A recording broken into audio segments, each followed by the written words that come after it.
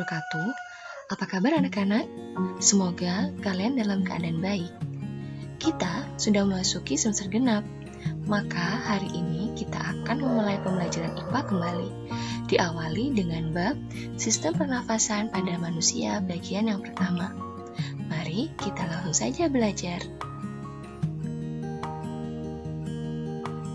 Tujuan pembelajaran kita hari ini ada 3 hal. Yang pertama, pengertian pernapasan atau respirasi. Yang kedua, organ pernapasan. Yang ketiga, mekanisme pernapasan. Mari langsung saja ke materinya. Kalian tahu tidak kalau manusia dapat bernafas sekitar 17.000 kali dalam sehari loh. Meskipun kelihatan prosesnya pernafasan mudah, namun kenyataannya tidak. Dan ada banyak organ yang berperan dan membantu pernafasan. Yuk kita bahas satu persatu. Kita mulai dari pernafasan atau respirasi. Pernafasan atau respirasi adalah proses pertukaran gas yang terjadi di dalam tubuh makhluk hidup. Sistem pernafasan manusia tersusun dari hidung, faring, laring, trakea atau tenggorokan, bronkus, paru-paru yang di dalamnya terdapat bronkeolus dan alveolus. Mari kita akan bahas satu persatu untuk organ pernafasan. Kita akan mulai dari hidung. Pada hidung terdapat 3 bagian. Yang pertama, rambut hidung berfungsi untuk menyaring udara. Yang kedua, kelenjar lendir berfungsi untuk mengatur suhu udara dan membunuh kuman. Ketiga, ujung saraf indera pembau fungsi menyeleksi bau udara. Faring. Faring adalah organ pernafasan yang terletak di belakang rongga hidung hingga rongga mulut. Kalian bisa perhatikan di layar bahwa bagian faring ini dimulai dari belakang rongga hidung hingga rongga mulut ya. Fungsi dari faring sebagai jalur masuk udara dan makanan, ruang resonansi suara, serta tempat tonsil atau amandel yang berpartisipasi pada reaksi kekebalan tubuh dalam melawan benda asing. Laring. Laring adalah organ pernafasan yang menghubungkan faring dengan trakea atau tenggorokan.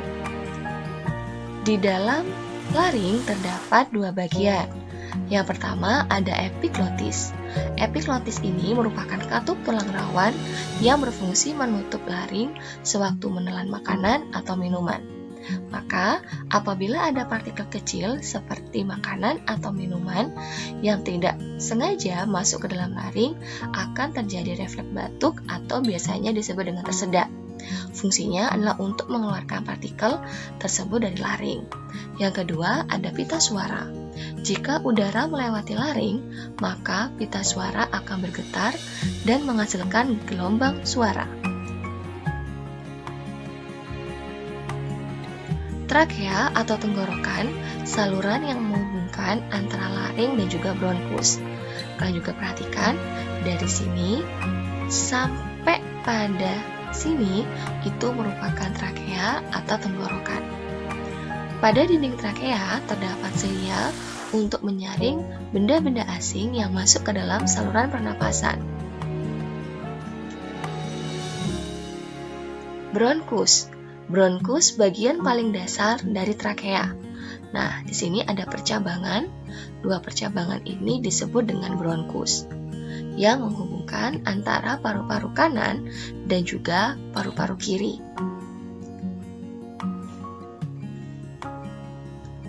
Paru-paru di sini akan dibagi menjadi 2, yaitu dari paru-paru kanan yang disebut dengan pulmodexter, yang terdiri dari 3 lobus, yaitu 1, 2, 3. Untuk paru-paru kiri, atau yang disebut dengan pulmodisinister, yang terdiri dari 2 lobus, 1, 2. Paru-paru ini dibungkus oleh selaput rangkap yang disebut dengan pleura, yang berfungsi melindungi dari gesekan saat paru-paru mengembang dan juga mengempis.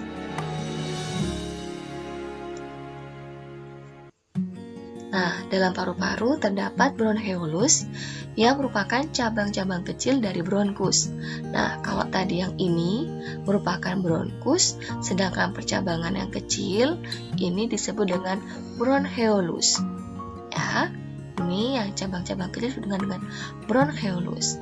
Sedangkan pada ujung-ujung bronkeolus terdapat gelembung kecil yang disebut dengan alveolus. Sekarang kita akan membahas mekanisme pernafasan pada manusia. Pernafasan pada manusia dibagi menjadi dua bagian. Yang pertama ada pernafasan dada, yaitu pernafasan yang melibatkan rongga dada dan juga tulang rusuk. Pernafasan perut, pernafasan yang melibatkan rongga dada dan juga diafragma. Mari kita bahas satu-satu untuk pernafasan dada dan juga pernafasan perut. Pernafasan dada dibagi menjadi dua, yaitu inspirasi atau udara masuk dan juga ekspirasi udara yang keluar. Inspirasi adalah otot antar tulang rusuk berkontraksi sehingga tulang rusuk terangkat, rongga dada membesar dan menyebabkan paru-paru mengembang sehingga udara bisa masuk.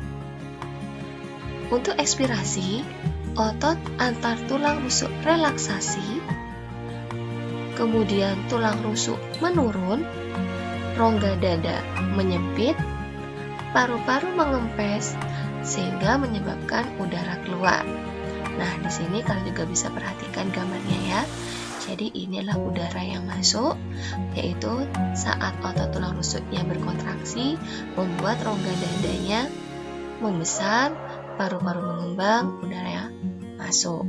Untuk udara keluar juga kebalikannya. Kalau tadi tulang rusuknya berkontraksi, maka pada saat udara keluar atau ekspirasi, tulang rusuknya menurun, rongga dadanya menyempit sehingga membuat udaranya keluar. Pernafasan perut juga sama, ada dua hal yaitu inspirasi dan juga ekspirasi, hanya perbedaannya pada diafragmanya saja. Nah, diafragma di sini ya, di bawah dari paru-paru atau lebih di atas perut.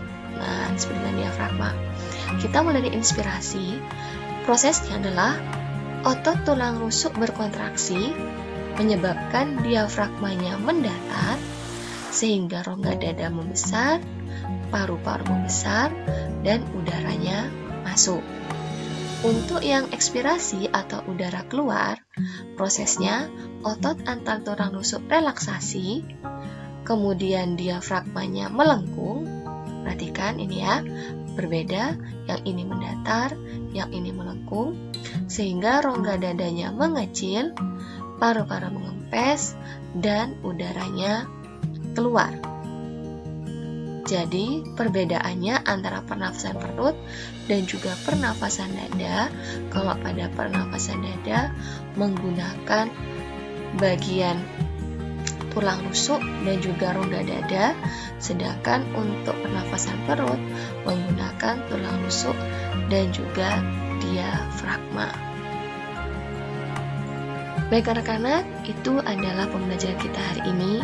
Semoga apa yang Ibu jelaskan bisa kalian pahami dengan baik. Dan terima kasih atas perhatiannya.